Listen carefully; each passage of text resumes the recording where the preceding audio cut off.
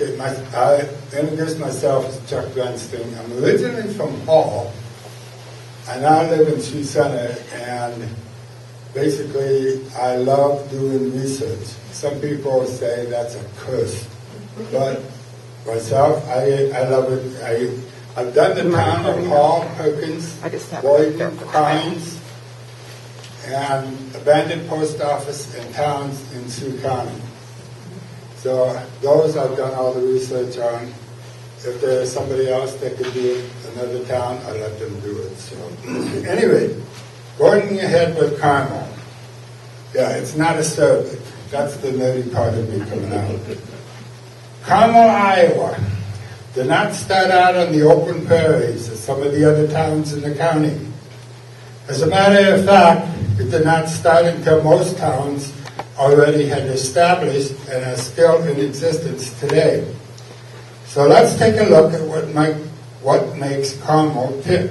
The information I'm about to present is not all of Carmel history. Granted, after I started doing research, and what Bonnie gave to me that's laying on the table, my head was just spinning. I was just like, okay, where do I begin? But anyway, I finally got it somewhat in order. And I tried to stick with old history, since new history is in the time frame of the baby boomers, and we're already there. So it's not history then. Thanks to Bonnie for all the information that she gave to me, and it was volumes of information to do my research.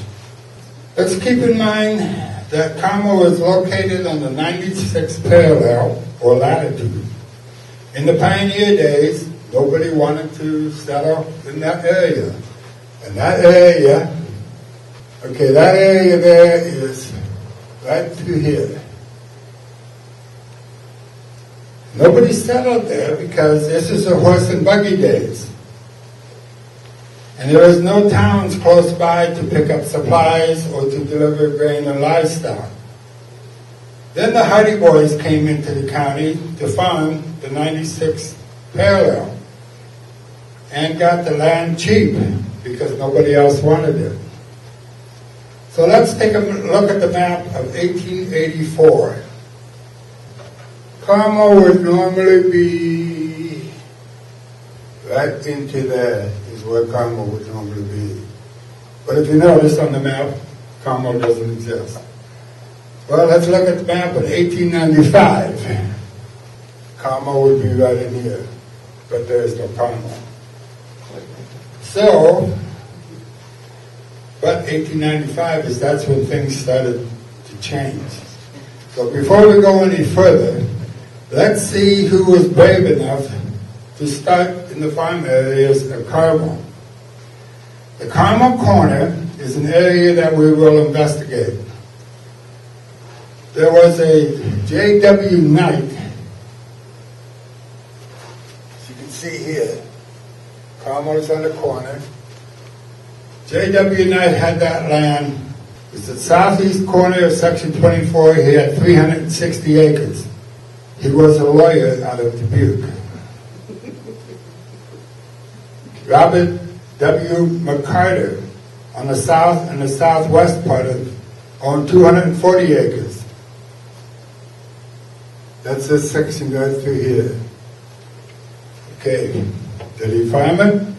He was a doctor in Pennsylvania, so he didn't farm it. Patrick Boyle on the northeast corner owned 120 acres. Now, he was a farmer, but he lived in Plymouth County, so he didn't farm it. And then there was C.W. Center, or C.W. Carter, on the northwest corner of what is to be Carmel, owned 240 acres, and he was a lawyer out of one city. And then he moved to Rock Valley as a land investor and was elected to the state legislature for 2 terms. Did he farm it? No. So in other words, if you stand on the corner of what is to be Carmel, you would see nothing but prairie grass. These Englishmen, darn Englishmen, they were land speculators. Looking at the map, you can see large areas of land that were owned by someone, but it was all prairie grass. And through here is Henry Camp. You see that we kind of got some more over here. Anyway, all of these big areas, you can't tell me, back in the horse and buggy days, they tried to farm 640 acres. It's not piece of, they were all land speculators. In the 1870s, when pioneers started their own neighborhood schools, this one here, not quite so much in this area. As land changed from prairie to fields, farmsteads developed. The superintendent of schools decided to build schoolhouses which were 2 miles apart from each other in any direction. As you can see, here's Carmel Corner, but they don't show it on there. Anyway, every 2 miles was a schoolhouse. And this started the boxcar schoolhouses, and one was placed, such as that, on the southwest corner of what is to be Carmel. Then in 1924, Iowa decided that rural schoolhouses needed to meet a certain criteria, which meant new schoolhouses are to be built, and the Carmel school was no exception. Okay, now you can see schoolhouse sequence here. Where am I? Carmel, school, and then in any direction you would go, every 2 miles it would be a schoolhouse. That's the schoolhouse that met the criteria. And also you can take a look inside the classroom. That brought back many memories for me, because that's what I grew up in. My first 6 years of schooling was in a country school. Okay, now, let's go back to 1919. Let's take a test. What you had to do, what you had to pass in order to graduate from the 8th grade. This is a history test. Name the original 13 colonies. Okay, most of us probably could. Okay, we tried. We couldn't. We missed a few. Got them wrong. Yeah, we did get a couple of them wrong. I only got an 80% on that. Give dates, causes, and results in the brief of 3 wars in which the United States has been engaged in. Okay, you remember this is 1919. Name 2 leading statesmen, 2 generals, 2 inventors, 2 orators, and 2 prominent literacy characters connected with our country's history. Yeah, but you're not going to get that one. Anyway, let's go to the next one. That's history. Let's do some math problems. Find the prime factor of 225. Find the greatest common divisor of 64, 128, 256. Solve by cancellation of 94 times 32 over 47. I don't know if I don't know. I think I would flunk math. Yeah. This is 1919 for an 8th grader. You probably have to go to college today in order to even answer any of these questions. So, yeah. You could not be a dummy in order to get through the 8th grade. Look at number 4. Number 4. A man owned a cow that gave 650 pounds of milk, testing 3.9% butterfat during 1 month. That's a pretty good cow. How many pounds of butterfat did the cow produce that month? Yeah. Pretty good. I have to think about that one. Mm-hmm. Yeah, paper and pencil or calculator. They didn't have those. They didn't have calculators back then. They did. Abacus. Okay, that was 1919. The student population grew drastically, and outgrew the school.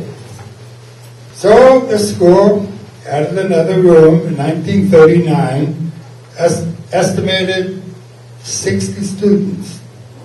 The teachers at this time was Miss Jeanette Rosenbaum, teaching the lower 3 grades, and Miss Bernice Mao, teaching the upper 5 grades. I feel sorry for her.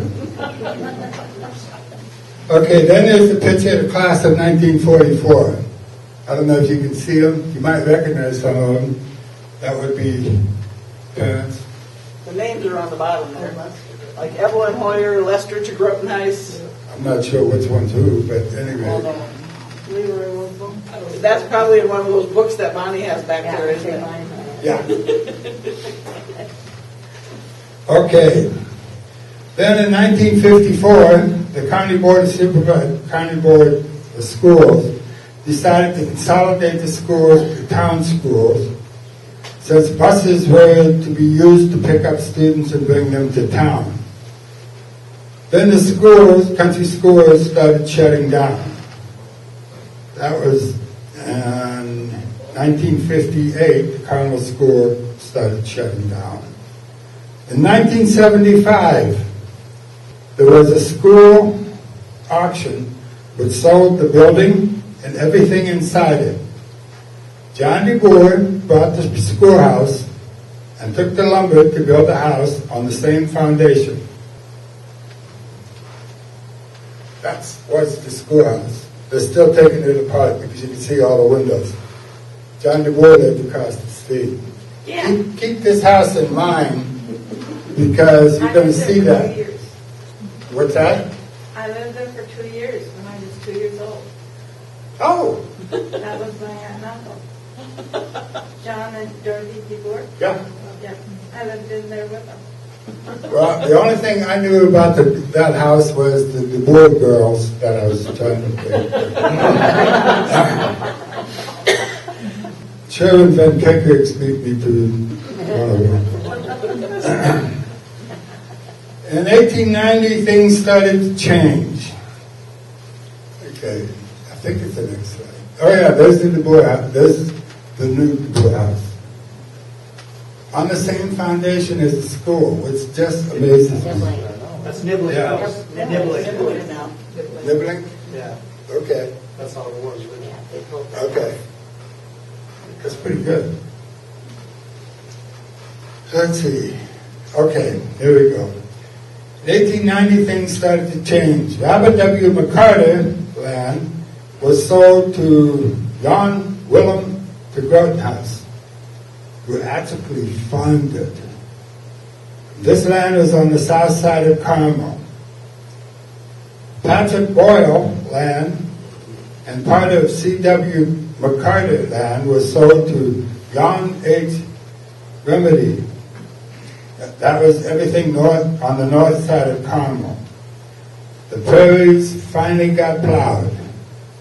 John Remedy was a quiet man, and he was very hard to find anything out about him.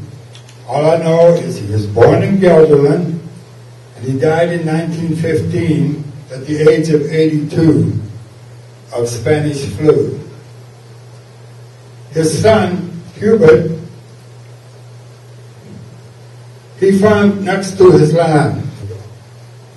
John farmed around here. His son, Hubert, farmed across the road.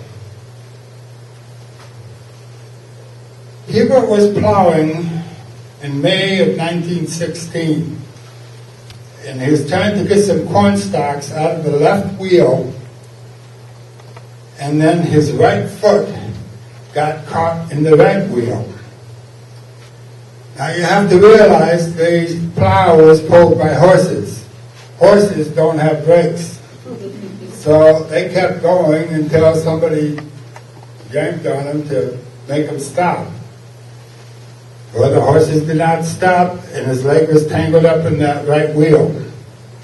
So his leg was badly damaged. He yelled for help. Two guys who were working on the road heard him and came to his rescue. Doctors came from Rock Valley and Sioux Center and stated that nothing could be done for that leg, and it needed to be amputated. This was on a Wednesday, which they did the amputation right away. And by Saturday, the poison got to him, and he died Saturday night. John ten Grotenhuis was born in Gelderland, Netherlands. In 1833, at the age of 25, he moved to America and first settled in Wisconsin for 2 years. Gradually ended up in Sioux County around 1872 and bought 80 acres, a mile west of what is known as Sioux Center, Old Town. In the late 1880 through 1890, there was a Great Depression, and he could buy land that foreclosed for $25 an acre. Unheard of today. Anyway, so he ended up with about 25 80-acre plots, maybe even more. One record said 25, another record said he had 40, I don't know, but he had a bunch of them. He rented most of those out to beginning farmers so they could get started farming. He purchased the land on the south side of Carmel in 1895. And then he donated 4 acres to the Carmel Church and parsonage, provided it stayed as a Carmel church. He died in 1821, at 88 years of age. In 1890, when people in the area were getting together and thinking of starting a country church. Going to church in Sioux Center was very burdensome, especially in the winter time. Remember, this is horse and wagon days, along dirt roads. Springtime was no fun either. They were meeting in the schoolhouse when they could not make it to Sioux Center. In May of 1895, a tornado came through the area, causing much destruction. When everyone said, "We need a church," Reverend Dupree of Sioux Center took it to Classes, Iowa. The whole state of Iowa was the Classes. It was approved, but it is to be a church of domestic missions. Interesting. J.W. Tiselli, a seminary student, spent his summers preaching in Carmel in 1895 and 96. In 1896, the congregation, all 21 families, built the church. Thank you. And the parsonage. And in 1897, J.W. Tiselli graduated and accepted a call to Carmel with his new wife. 1898, Reverend Tiselli and his wife had a little girl named Amy. In 1900, Amy had convulsions, and the doctor from Rock Valley came and gave her some medicine and said he would be back in a few days to see how she was doing. The convulsions got worse, and she died due to spinal meningitis. She was the very first person to be buried in the Carmel Cemetery, which was, the Carmel Cemetery was donated by Jan Remedy. After the funeral, Reverend Tiselli accepted a call to hospice. The Carmel Cemetery got filled up quickly. This is due to scarlet fever from the 1900s until 1905. Then the Spanish flu from 1918, 1919. Now, I looked up to find a grave to see what 1900 to 1905 was the Spanish flu. Of course, I got Amy down first. See, that was the Spanish flu, though. Then the Gilbert Kuiper, 6 years old, scarlet fever. Marie Remedy, 6 years old. Mary Kuiper, 1 year old. Jeannie Wolfswinkel, 4 years old. Gracie Van Berken, 5 years old. She died, and they had another baby, Gracie Van Berkham, was 1 year old, and she died. There's another baby in here. Oh yeah, Frankie Van Hall, 1 year old. These are just the kids within a few years died of scarlet fever. So it was not a happy time.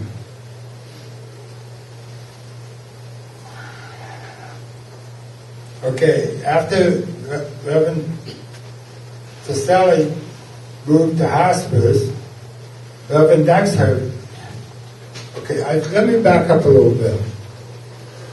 Reverend Taselli, since we're having a church, it was about this time that the store was also studying, and he decided that he needed to name that area a name.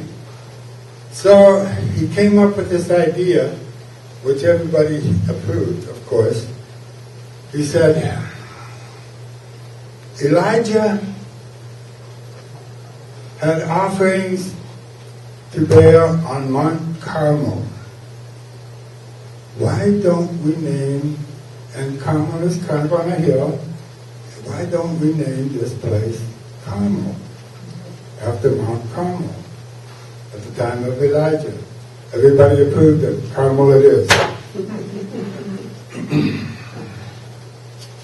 At least that's the story. Reverend Dykhuizen accepted a call in 1901, and the congregation grew to 40 families. Sunday school picnics were held at John Wembley's farm. Later, it was on the church grounds. Now, you got to realize John Wembley. Okay, you got the Wolfswinkel farm on the west side of the road. John Wembley's farm place is on the east side of the road, right across the road. So back in the day. That Wolfswinkel farm was originally Remedy. Yeah, well, according to this is what I was My I don't know. grandpa bought that from the Remedies. Okay, Okay. I believe you. I'm up for corrections, by the way. Yes. So, okay. Yeah, the Sunday school picnics, and they finally had it at the church. Okay, and then in 1904, Reverend Dykhuizen accepted a call to Pella, and Reverend Katz took his place in 1905 until 1911. Then Reverend DeYoung came in 1912. You notice these preachers don't stick around like they do today. This was the year that the church decided to get a furnace, and in order to do that, they had to dig out a cellar from underneath the church, because the church had nothing underneath it.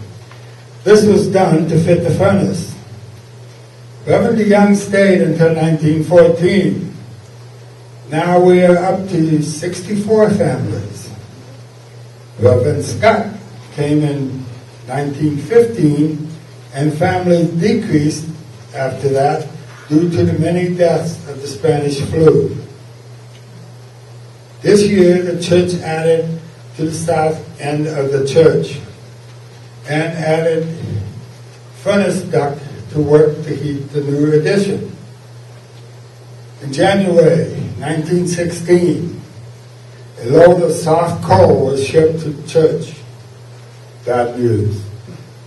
Soft coal burns hotter and faster. With the addition to the church, the furnace could not keep up. It got so hot that it started a fire on the church. This was during the day, fortunately. The men in the area jerked the pews out through the windows, and the organ was carried out before the fire destroyed it. I don't know what this picture is of. Yep, that's it. Smoke coming out of the windows. Oh my. Yep. The pews and the organ were set up in one of the horse barns, and John Remedy fixed it up so that they could have services there. Now we're back in the days of no furnace. So now they needed to build a new church. And everyone got together and came up with $7,085 to start building a new church. that one. After the church was built, they had $35 left over. Now, 1919, World War I started for us, and the Spanish flu came through in 1919 and 1918 and 19. Reverend Scott was the first to die from it, followed by Mrs. A. Van Ungen and her daughter and her son-in-law, William Wolfe. Mrs. Dick Wesson, John Remedy, Mrs. Columbander, and her baby daughter. All in less than a year, there was a mass funeral for the Van Ungen. Now we got the next, okay. See the notice that the schools were closed, no gatherings. Sound familiar? Sounds like the days of COVID. But this was due to the Spanish flu. This is put out by the county, and the State Board of Health. Okay. Spanish flu was so bad during World War II, or World War I. World War I. Yeah, that more people died actually. Oh yeah, this is just an example within a few months that all these people died. As a matter of fact, the American Legion post here in Sioux Center, which was donated down to Fort Des Moines. So that's just to give you an example how bad it could be. Because even in the Army. 1919, Reverend Timnut accepted a car here and stayed until 1924. This is a picture of the Sunday school class in 1920. You might recognize somebody. I don't know. There's got to be a sample there somewhere. There is. It's Grandpa. See Will on one side. Yeah, Will, it says on the side, somebody labeled it. Yeah, it's on the right side. Will. Oh, yeah, okay. And the guy in the middle was the store owner. Leslie. The big fellow. Okay. In the middle one on the back side was moss. I believe you. Okay. Then Reverend Bosch came in 1925. That was when they decided to have sermons in English instead of Dutch. Well, it was rough going at first, but they finally got a hang of it. And by 1950, everything was in English. It took them a long time. Reverend Bosch stayed until 1931. Reverend Rothschafer, boy, that's quite a name, came next and stayed until 1942. During this time, the Great Depression, and also the start of World War II. Peter de Boer was killed in action at the beginning of the war. Peter de Boer was engaged to a sandboat girl. Needless to say, there was no wedding. Then Reverend Hamlin came in. He stayed for 12 years. During that time, the church got a new organ, and they got individual communion cups. Yeah. Reverend Hamlin stayed until 1955. In 1954, the church needed more room. So it needed 20 more feet of the church. But there's a problem. The steeple got in the way. So they ended up with a Haywarden mover that could move it for $400. The steeple got moved out 20 feet, and it got knocked down 6 feet, as you can see. They also dug a basement and made the church with an aisle down the middle of it for $33,000.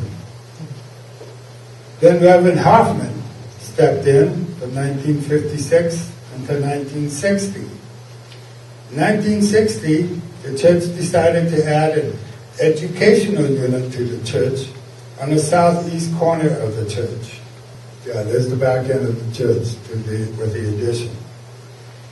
In 1961, Reverend Heemster stepped in, and of course everyone after that knows the history from the church after that. From this point on, with the church, with the picture of the church, everyone used to know. So anyway, also there's a picture of the congregation, oh there you go, with the newer parsonage, and after the church got fixed up. And then the congregation, there's Reverend Heemster, and that's with the new addition on the front, and that's with our 100th. The only person I recognize is my Uncle Bill, Bill Planage. Otherwise, I was looking for some of the other ones that I gave up. That's the 100th anniversary of the, and then the church burned down again. I think this time it was on purpose, so I could put up the new church.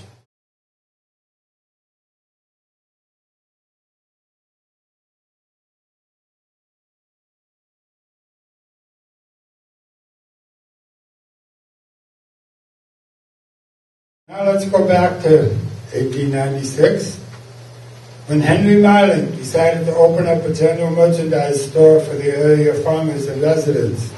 He did this out of his house on the northwest corner of Carmel. That's the old house, or what was left of it. Eventually he built a store across the road on the northeast corner of Carmel. Then he sold it to Henry Westling. That was in 1908, and he had that into 1921. There's the 1908 picture. Actually, Miley was the store owner in Carmel. He sold to Westling. Right. And Miley and Westling didn't get along real well. And so Westling is who built the store.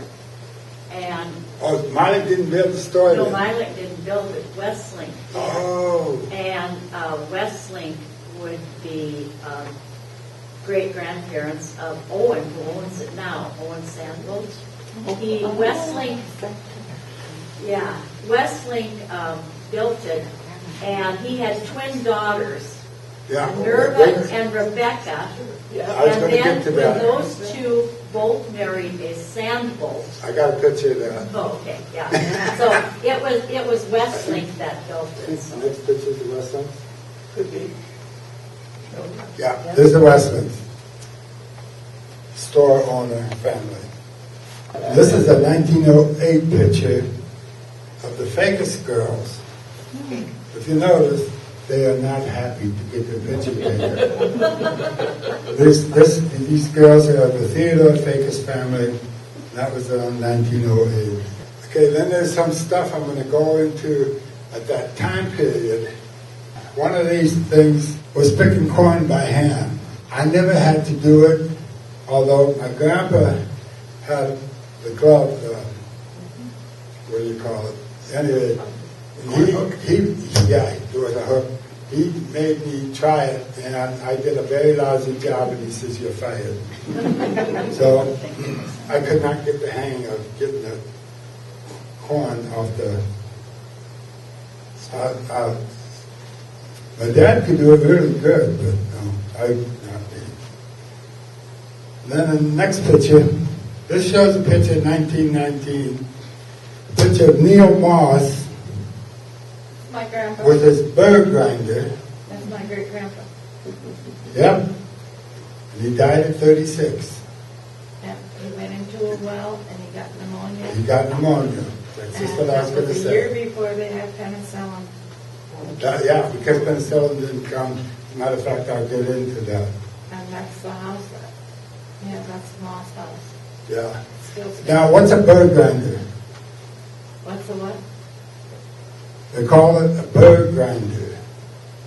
He just went around and ground their corn and Was that? And- Basically, it's just a grinder. it's just a grinder. It's a feed grinder. They call it a bird grinder. That's why I asked him to say, I'm going to get some Carmel people here. I'm going to find out what that is. So, okay, then in 1919, they had a flood. Carmel had Now look at the wheels. You would feel every bump in the road just hanging on. Of course, it was pulled by horses back then, but still. And I'd have bad knees, or if I was sitting down, you wouldn't be able to sit for very long. Yeah, that was, talk about some tough cookies back then. So what was Rena Fakis's maiden name? Who's? Rena Vandenhall. Vandenhall. Okay. Then she married Gradus Fakis in 1919. She was a teacher. This was a float. Okay, she got me on now. Well, it says it on the top of the picture. Okay. Okay, where was the parade? Oh, there it is. I'm not sure where the parade was. It's flag on it. Maybe- It's the 4th of July. Well, no, where, Oh, it's a teacher though. Maybe it was a school thing. it could be. I don't know. Homecoming. There's no leaves on the trees. After the football. Right. I don't know. Okay. It looks good if nothing else. Okay, then the next picture. This is going back to Bonnie. 1921, the wedding of the century. This is where the twin Wesleyan girls married Sandbolt brothers at a double ring ceremony. We raise our hands, there's quite a few grandkids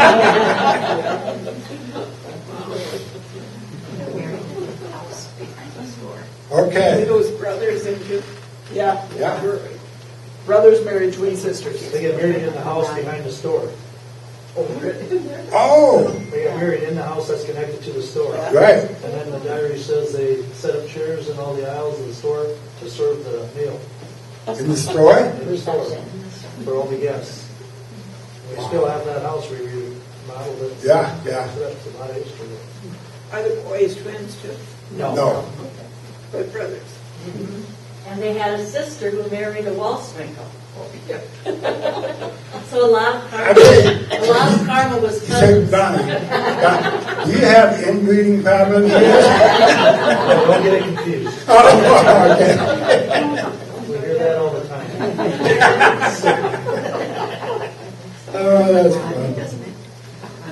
Okay, now, going back to the store, Albert Schaefer. That's him. He had the store from 1921 to 1948. In 1923, Albert started the pedal wagon using the Model T truck and converted it to sell groceries or whatever else to farmers and farm wives. Now here it says, and he covered 25 to 30 mile radius. Make good if you're talking down to Lamar's, all the way up to the Minnesota border. I don't think so. So, Up and down the country roads though. oh yeah, Yeah, definitely. he went like to, Yes. over to Lebanon and that. Yep. That picture was taken in 1930.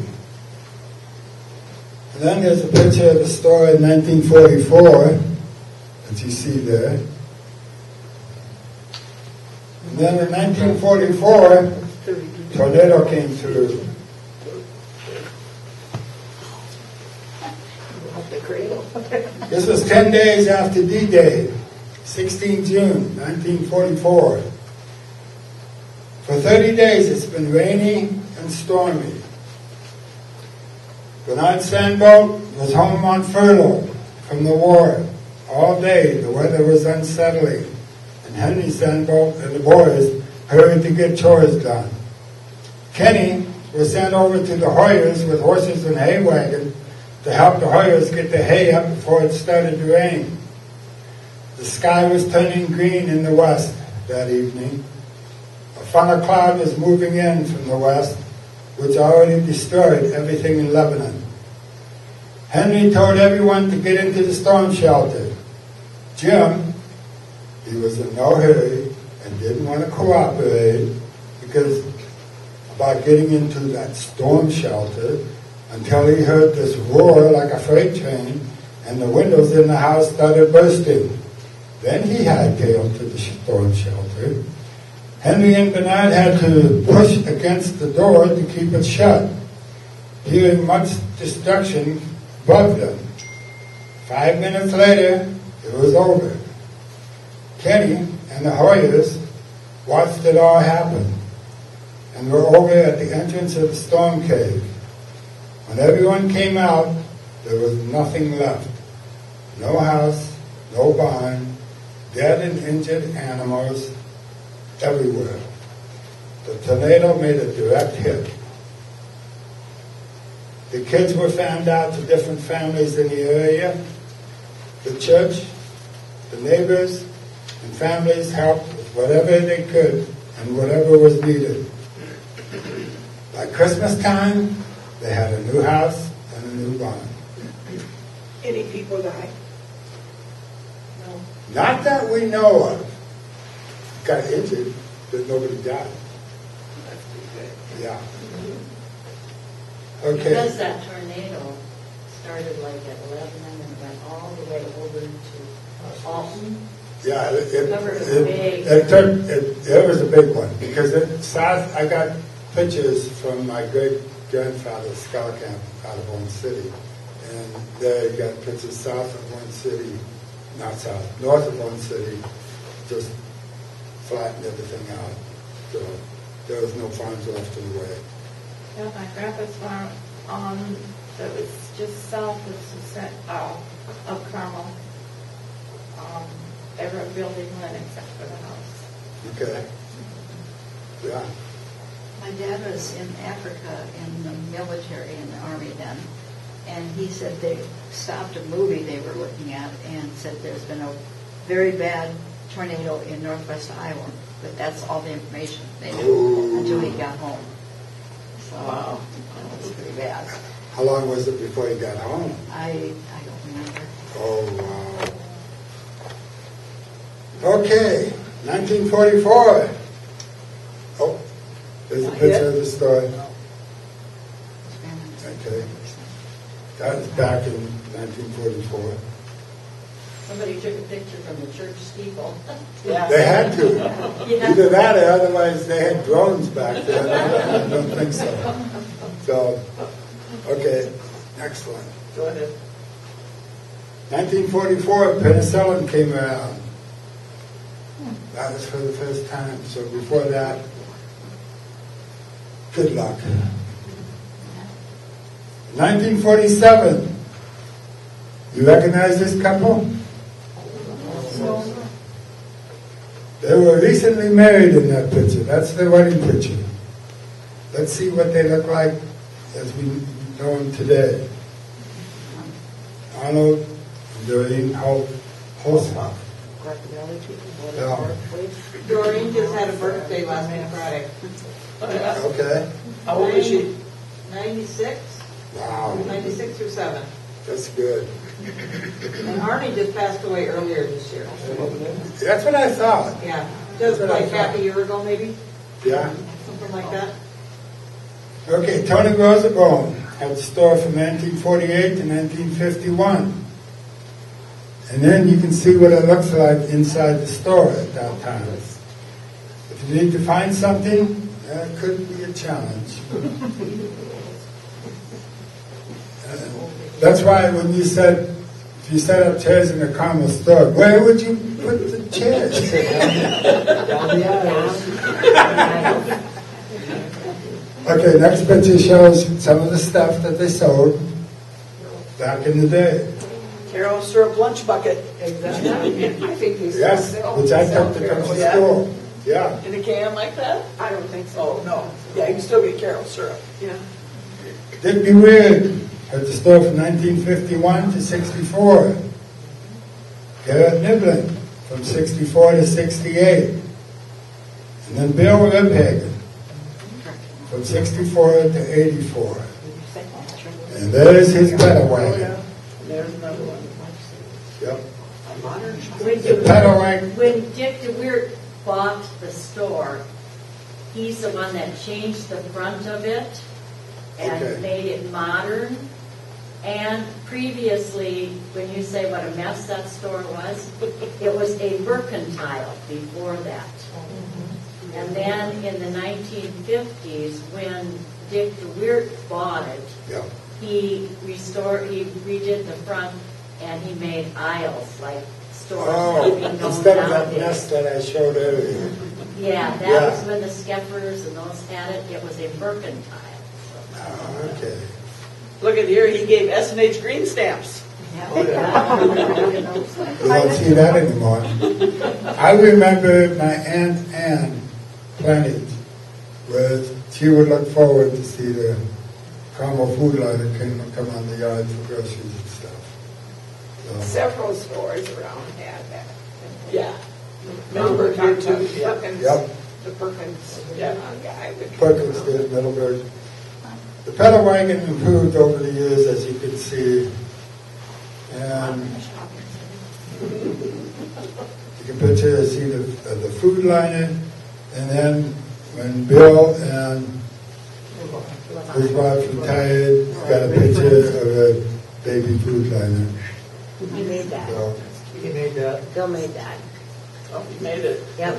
oh, you made Yeah, that? we have it at the store. Okay. You know, He had a whole bunch. All right. And then Dave Gluey. Glovey. Okay. Bloody. Looks like W's was V's. I don't know why. Bloody. Yeah, there's a picture of him. He had the story. And then you guys took it over from there? Yep. Yeah. Okay. He basically went out of business when. Well, that's what I thought. I think he was the last one that tried it. Yeah, it didn't work for him. He got it at the wrong time when the big stores came into town here. Okay. And there's a few more pictures of the store. What years was that you bought it? We bought it We from bought Dave it Glovey what year? in 84. We bought it when? 2018? No, we bought it. Yeah, 18, yes. Yes, 18. We bought it in 18 right before COVID, so we didn't do a lot with it right then. but- Right, at the time. Because the 80s, you know, rent was, or the interest was 18.5%. All I know is you guys did a good job of fixing it up because we had a, what was Our it? granddaughter's bridal shower we had there. Oh, yeah. Yep. Yeah. That's a good place to get family together. Event center? Yeah, at the Carmel store. That's a common Yeah, store. it's an event center, yeah. Yeah. Any more? Yep, one more. No, that's it. Okay. There's one other place, and that was Alfred Franken. the Franken Garage. It started in 1934 as only an auto repair place by Alfred Franken. Yeah. This was just a car repair place, and the house was attached. Then in 1936, he started selling Minneapolis Moline implements. Now, next door to the west of it was a cafe and a service station in 1936. Go there after catechism. Jim Franken was Alfred's brother, and he ran the service station, which included gas pumps, a grease rack on the west end, and a cafe on the east end of the building, and they lived in the middle. And it was called Jim's Lunch and Service Station. Now, going back to Alfred, Carmel had a fire truck always next to the Franken Garage. I don't know if that's on the next picture. Oh no, that was the next one. Okay, they had a fire truck next to the Franken Garage, and the boys that worked in the garage were also the Carmel firemen. Then in 1950, Alfred decided to add a new concrete block building consisting of a hardware store, Westinghouse appliances, a garage, a grease room, a cafe. That's this. Okay, that's where Jim's service station and cafe used to be. Okay. Now Albert's wife, Henrietta, she made the best hamburgers in the county. So I'm just going by what it says. Albert also got further into the implement business and started selling Alice Chalmers Franklin Garage was cleaned up for the annual pancake feed and also square dancing parties in the garage. I tried it once. I wasn't good at it. Franklin Implement talked about his history. Thought about 1934 when he started. And then they went 38, 78, 86. My brother still has that tractor that he bought from him. Oh yeah. My Uncle Bill had all Minneapolis Marines. Minneapolis. Yep. Now Franklin Implement expanded his business even greater after that. You can still Yeah. see the old barn with the house attached. Yep, that's his part here. Right, yeah. And then this is what he had first. Yep. And then he really got big after that. Okay, that does it for Franklin Garage. Now, I'm about to close, but there's one picture I could not help myself. That's baling hay. That picture gave me so many memories, I almost got chills up and down my back. Because I remember it's always the hottest day. I was going to say, not chills. It's Yeah, always the yeah, hottest yeah. day. The chills now. Back then, I was always the one behind the baler too. The thing is, my dad wanted to kick my butt because I would stack that hay rack just as high as I could possibly stack it, and they had a miserable time unloading it onto the elevator to bring it up to the hay mound. But anyway, yeah, those were the fun days. And let's see, the hottest day of the summer. And finally, the Carmel picture. This picture was taken in 1976. And as you can see, the cemetery is further up. But anyway, Carmel expanded quite a bit. It's a nice little town. I always said, Center is getting too expensive, I'm going to move to Carmel. So, anyway, that's all I have as far as the history of Carmel goes. I'm sure there are a lot more history involved. I only did the highlights. If you want to know any more details, talk to Bonnie.